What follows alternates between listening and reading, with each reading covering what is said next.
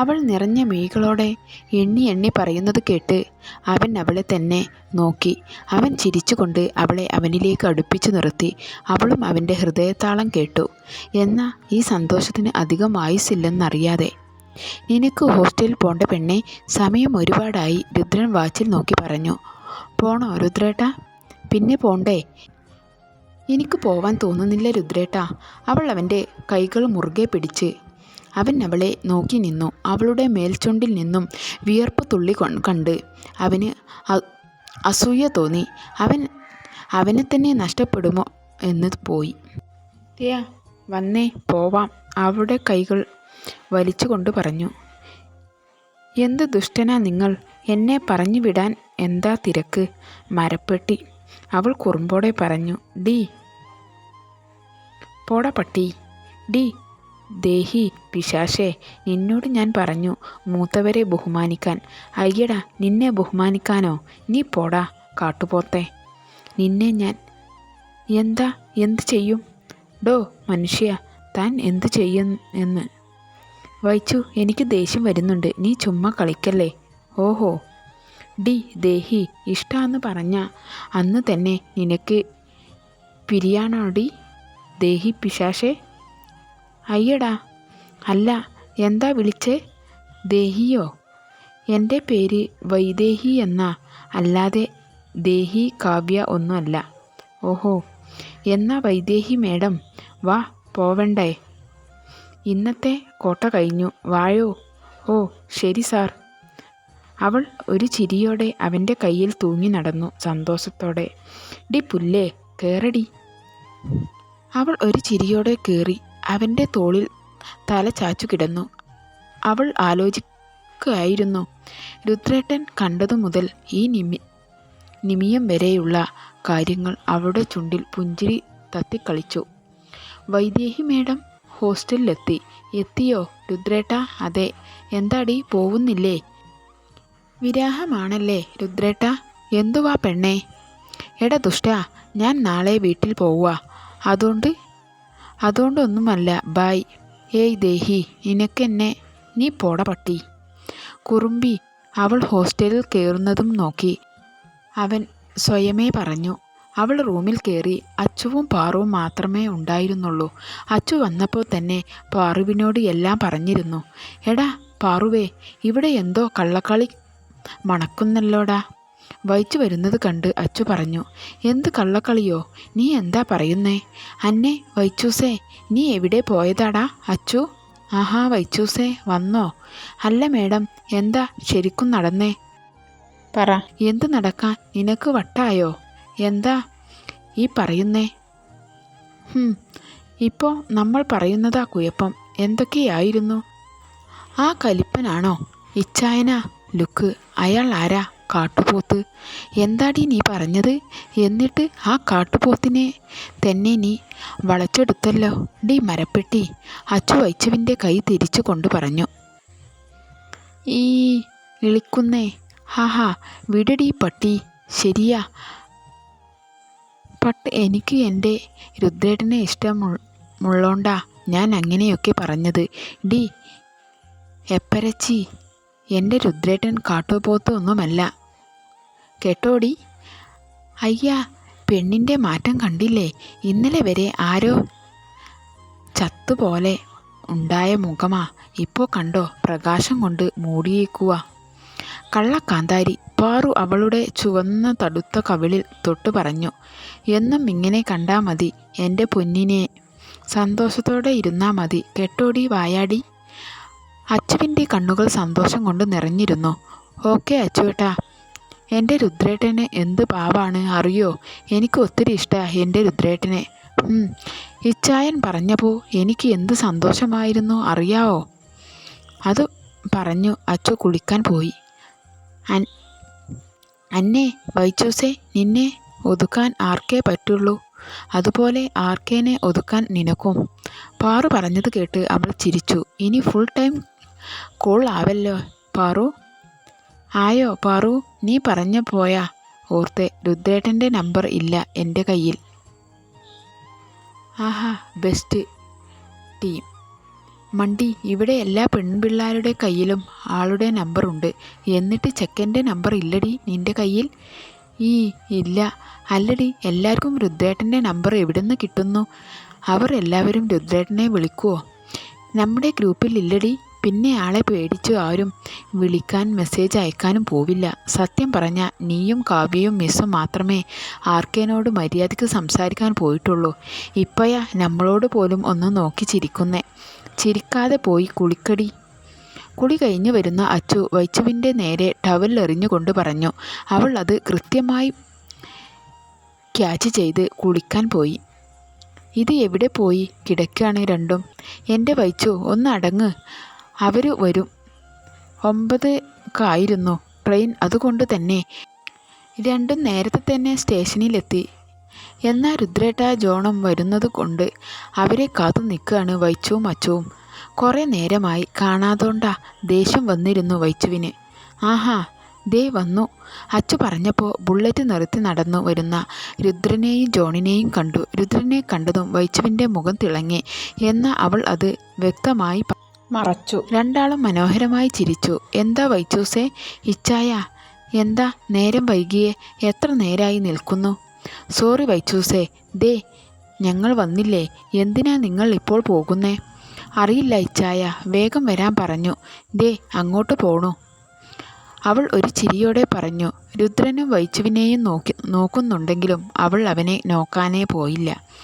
അച്ചുട്ടി പോയിട്ട് എന്നാ വരിക? അച്ചുവിൻ്റെ കൈകൾ പിടിച്ചുകൊണ്ട് ജോൺ ചോദിച്ചു. വേഗം വരും മിച്ചാ, ക്ലാസ് ഉള്ളത് അല്ലേ? അച്ചു. ജോൺ എന്താ പറയാൻ വന്നതും അച്ചു അവനെ തടഞ്ഞു. നോക്ക്. എന്താടി? നോക്ക് ഇച്ചാ, രണ്ടും ഇതുവരെ ഒന്നും മിണ്ടിയിട്ടില്ല. ഇവരുടെ അടി എന്നാവോ മാറാൻ പോണേ.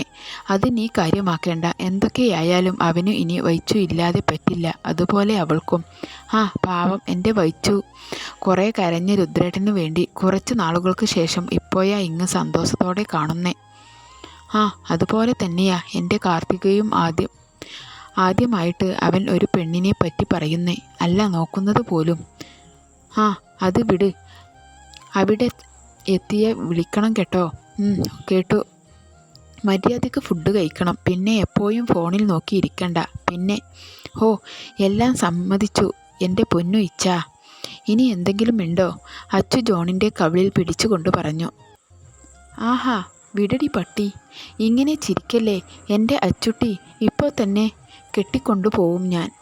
ജോൺ അച്ചുവിൻ്റെ അരയിലൂടെ കൈ ചേർത്ത് വെച്ച് പറഞ്ഞതും അച്ചു ഒന്ന് പിടഞ്ഞുപോയി കവിളിൽ ചുമന്നു തൊടുത്തു. അയ്യടാ, ദേ ട്രെയിൻ വരാൻ സമയമായി. എന്താടി നോക്കി പേടിപ്പിക്കുന്നേ? ആ കണ്ണ് ഇപ്പോൾ വെളിയിൽ വരൂലേ? അതിന് ഇയാൾക്ക് എന്താ? എൻ്റെ ചെക്കനെയല്ലേ ഞാൻ നോക്കുന്നേ, ഇനിയും നോക്കും. ഓഹോ, എന്നാ എൻ്റെ പൊന്നുമോളെ ഇവിടെ ഇരുന്ന് നോക്ക്, ഞാൻ പോവുക. അയ്യോ രുദ്രേട്ടാ പോവല്ലേ, ഞാൻ ചുമ്മാ പറഞ്ഞതാ. അല്ല, എന്താ വീട്ടിൽ? അറിയില്ലെന്നേ, പോയാലേ അറിയൂ. വല്ല ആലോചനയുമാവോ അച്ചുവിന്? അങ്ങനെ വന്നാൽ അച്ചു അയാളെ കെട്ടിപ്പോവോ? പിന്നെ അച്ചു ഒരിക്കലും ചെയ്യില്ല ഇങ്ങനെ. കാരണം അവൾക്ക് ഇച്ഛായനില്ലാതെ ഒരു നിമിഷം പോലും പറ്റില്ല. അപ്പോൾ നിനക്ക് പറ്റുമോ? ഞാൻ പറ്റില്ല, മരിച്ചു പോവും ഞാൻ. രുദ്രനെ പറയാൻ അനുവദിക്കാതെ അവൾ പറഞ്ഞു. അവൾ ഒരുപോലെ ചിരിച്ചു. ട്രെയിൻ വന്നു. അത് കണ്ടതും അവളുടെ മുഖം മങ്ങി. അച്ചു പറഞ്ഞത് ഒന്നും മറക്കല്ലേ, വിളിക്കണം എത്തിയ കേട്ടോ. ഫുഡ് കഴിച്ചോളൂ. ശരി മനുഷ്യ. ജോണിൻ്റെ സംസാരം കേട്ട് അവിടെയുള്ളവർ പോലും അച്ചുവിനെ നോക്കി ചിരിച്ചു. അവൾ വേഗം ട്രെയിൻ കയറി. ഞാൻ പോവുകയാണ്. പോയിട്ട് വായോ. താൻ എന്ത് മനുഷ്യനാടാ? റൊമാൻറ്റിക് മൂരാച്ചി. ഞാൻ പോവുക, ബൈ. അവൾ തിരിഞ്ഞു പോവാൻ നിന്നതും രുദ്രൻ അവളുടെ കൈകളിൽ പിടിച്ച് വലിച്ച് അവനോട് ചേർത്തു. അവൾ അവനെ അന്തം വിട്ടു നോക്കി. അവൻ ഒരു കള്ളച്ചിരിയോടെ മീശ പിരിച്ച് അവളുടെ അടുത്തേക്ക് ഒന്നും കൂടെ ചേർന്ന് നിന്നു. രുദ്രേട്ടാ, എന്താ? അവൻ്റെ പിടിയിൽ തന്നെ അവൾ പിടഞ്ഞു പോയിരുന്നു. എന്താ ഇങ്ങനെ നോക്കുന്നേ? അയ്യേ, എല്ലാവരും നോക്കുക. അവൾ ചുറ്റും നോക്കി പറഞ്ഞു. ആണോ? ദേ ട്രെയിൻ പോവാറായി. പോട്ടെ രുദ്രേട്ടാ, വിട്. നിനക്ക് പോണോ? പോണം, വിട് രുദ്രേട്ടാ. പൊക്കോ. അവൾ ഒരു ചിരിയോടെ ട്രെയിൻ കയറി. എന്ന കണ്ണുകൾ നിറഞ്ഞു. എന്താടാ അവിടെ? അവരുടെ പ്രകടനം കണ്ട് ജോൺ ചോദിച്ചു, ഏയ്, അവളെ ഒന്ന് പേടിച്ചതാ. ഓഹോ. എല്ലാവരും കയറി തുടങ്ങുന്നതും അവൾ അടുത്തു നിന്നു പോയത് മനസ്സ് ആകെ അസ്വസ്ഥത അനുഭവപ്പെടുന്നത് പോലെ തോന്നി അവന്. അവൻ ഒന്നുകൂടെ ട്രെയിൻ നോക്കി. അവൾ അവിടെ നിന്ന് നോക്കുന്നുണ്ട്. അവൻ ഒന്ന് ചിരിച്ചു. അവളും. പെട്ടെന്ന് അവൾ അവൻ്റെ അടുത്തേക്ക് വന്നു.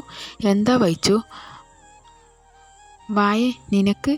അവൾ അവനെ തന്നെ നോക്കിക്കൊണ്ട് അവനെ മുറുകെ കെട്ടിപ്പിടിച്ചു. അവനും ചിരിച്ചുകൊണ്ട് അവളെ ചേർത്ത് പിടിച്ചു. എല്ലാവരും അവരെ തന്നെ നോക്കുന്നുണ്ടായിരുന്നു. എന്നാൽ ആരെയും അവർ ശ്രദ്ധിച്ചില്ല. ട്രെയിൻ പോവാറായി എന്ന് ആരോ പറഞ്ഞതും അവർ അകന്നു മാറി. പോയിട്ട് വേഗം വായോ, എത്തിയാ വിളിക്ക്. അതും പറഞ്ഞ് അവൻ അവളുടെ നെറ്റിയിൽ ചുംബിച്ച് അവൾ ചിരിയോടെ ട്രെയിൻ കയറി. അവൾക്ക് ബായ് പറഞ്ഞു. അവർ പോയതും ജോണും രുദ്രനും പോയി. അളിയ, അവർ എന്തായാലും പോയി ഒരു കുപ്പി പൊട്ടിച്ചാലോ? ചിരിച്ചുകൊണ്ട് ജോൺ ചോദിച്ചു. ആലോചിക്കണം. ബട്ട് അവർ ഒന്നും വീട്ടിലെത്തിയിട്ട് വിളിക്കട്ടെ, എന്നിട്ട് മതി. ഓക്കെ. അല്ല സാറേ, എവിടേക്കാ പോണ്ടേ? നീ നേരെ കാവ്യൻ്റെ വീട്ടിൽ വിട്ടോ? എന്താ അവിടെ? നീ മറന്നോ? ഇന്നലെ കാവ്യൻ്റെ ബർത്ത്ഡേ. ഓ, ഞാൻ മറന്നുപോയി. വേഗം വിട്ടോ. അല്ല, അവൾക്ക് എന്തേലും വാങ്ങണ്ടേ? അതൊക്കെ സെറ്റാണിടാ. വായോ, എല്ലാവരും നമുക്ക് വേണ്ടി വെയിറ്റിംഗ് ആയിരിക്കും. രുദ്രേട്ടൻ പറഞ്ഞതും ജോൺ ഓടിച്ചു. ദേവി, അമ്മേ, ഇങ്ങോട്ട് വരാ. ദിയ, അവർ വന്നു. അച്ചുവിനെയും വൈച്ചുവിനെയും കണ്ട് കസാരയിൽ നിന്നും എണീറ്റ് കൊണ്ട് വെങ്കി പറഞ്ഞു. അപ്പോൾ രണ്ടുപേരും അയാളെ കെട്ടിപ്പിടിച്ചു. അവരെ കണ്ടുകൊണ്ട് പാട്ടിയും അമ്മയും വന്നു. അമ്മ, പാട്ടി അവരെയും കെട്ടിപ്പിടിച്ച് അകത്തേക്ക് നടന്നു. ആ മക്കളെ, എത്ര നാളായി കണ്ടിട്ട്. പാട്ടി, എന്നാ വന്നേ? ഇന്നലെ വന്നു മക്കളെ. വൈച്ചുവിൻ്റെ ചോദ്യത്തിന് ദേവി മറുപടി കൊടുത്തു. അമ്മ ഒന്നും കാണട്ടെ. അതും പറഞ്ഞ് ദേവി രണ്ടാൾക്കും ഉമ്മ കൊടുത്ത് അവർ തിരിച്ചു. രണ്ടാൾക്കും ക്ഷീണമായി. ദേവി രണ്ടാളെയും നോക്കി പറഞ്ഞു. ഓ പിന്നെ അപ്പൂസേ, എനിക്ക് ക്ഷീണമുണ്ട്. നോക്കിക്കോ വൈച്ചു. ഇല്ലല്ലോ, എൻ്റെ മക്കൾക്ക് ഒരു ക്ഷീണവുമില്ല. അമ്മ ചുമ്മാ പറയുവാ. ഒന്ന് പോ മനുഷ്യ. അപ്പയും മക്കളും കണക്കാ. ദേ, പിള്ളേർ പോയി കുളിച്ച് എന്തെങ്കിലും കഴിക്കാൻ വായോ. അതും പറഞ്ഞ് ദേവി അടുക്കളയിൽ പോയി. അച്ചു റൂമിലേക്കും. അപ്പൂസേ, എന്താടാ കാണേ? ഞാൻ ഒത്തിരി മിസ് ചെയ്തു എൻ്റെ അപ്പൂസിനെ. ഐ ലവ് യു അപ്പൂസേ. അപ്പയുടെ കുറുമ്പിയെ അപ്പ ഒത്തിരി മിസ് ചെയ്തു. പോയി കുളിച്ച് എന്തെങ്കിലും കഴിക്ക്. അപ്പോൾ എന്നാ കൃഷ്ണൻ്റെ അടുത്തേക്ക് ഒന്ന് കൊണ്ടുപോവോ? എത്ര നാളായി കൃഷ്ണനെ കണ്ടിട്ട്. പ്ലീസ് അപ്പാ, എൻ്റെ കുട്ടി വയ്യാതെ വന്നത് അല്ലേ. നാളെ കാലത്ത് പോവാം. ഇപ്പം ചെല്ല്. ആഹാ, എന്നെ നേരത്തെ വിളിച്ചാൽ മതി. ഞാൻ എണീറ്റോളാം. വിളിച്ചാൽ എണീക്കുന്ന ഒരാൾ വൈച്ചു പറഞ്ഞ് കേട്ട് ദേവി പറഞ്ഞു. അയ്യടാ, എന്നെ കൊച്ചാക്കല്ലേ. ഞാൻ ഇപ്പോൾ നേരത്തെ എണീക്കും അല്ലേ അപ്പാ? അല്ല പിന്നെ. ഓ, അതും പറഞ്ഞ് ദേവി പോയി. അമ്മ ചമ്മി പോയി അല്ലേ അപ്പ? അവളുടെ കയ്യിൽ നിന്നും ഒന്നും വാങ്ങണ്ട, കയറിപ്പോയേ. ശരി. ശ്രീദേവി എപ്പോയാ? ഭദ്രകാളിയവന് അറിയില്ല. ഞാൻ പോയി ഫ്രഷ് ആവട്ടെ. അതും പറഞ്ഞ് വൈച്ചു മുകളിലേക്ക് പോയി. അച്ചു ബെഡിലിരിക്കുന്നത് കണ്ടുകൊണ്ട് വൈച്ചു മുകളിലേക്ക് വന്നത്. എന്താ അച്ചു, ഇച്ചായനെ വിളിക്കാൻ പോയിട്ട് ഇങ്ങനെ ഇരിക്കുന്നേ? ഓഹോ, എന്ത് പറയാൻ, ഇച്ചായൻ ഭയങ്കര തിരക്കിലാണത്രേ. ഓ, അത് എന്താ? ഇന്ന് കാവ്യ മിസ്സിൻ്റെ ബർത്ത്ഡേ ആണ് എന്ന് എന്തോ സർപ്രൈസ് പ്ലാൻ ചെയ്തിട്ടുണ്ട്. രുദ്രേട്ടൻ അതിന് എന്തോ വാങ്ങാൻ പോവുക എന്നൊക്കെ പറഞ്ഞു. എന്താവോ, ഞാൻ പോയി കുളിക്കട്ടെ. അതും പറഞ്ഞ് അച്ചു ബാത്റൂമിൽ കയറി. അച്ചു പോയതും വൈച്ചു ബെഡിലിരുന്നു. ഹോ, കാവ്യ മിസ്സിന് ബർത്ത്ഡേ ആണോ? എന്നിട്ട് എന്നോടൊന്നും പറഞ്ഞില്ലല്ലോ. അല്ല, രുദ്രേട്ടൻ എന്ത് സർപ്രൈസാ പ്ലാൻ ചെയ്യുന്നേ? ഹോ, മനുഷ്യൻ്റെ ഉള്ള സമാധാനം പോയി. വിളിച്ചാലോ? വേണ്ട, എടുത്തില്ലേൽ വിഷമമാവും. എന്നാലും എന്താവും സർപ്രൈസ്?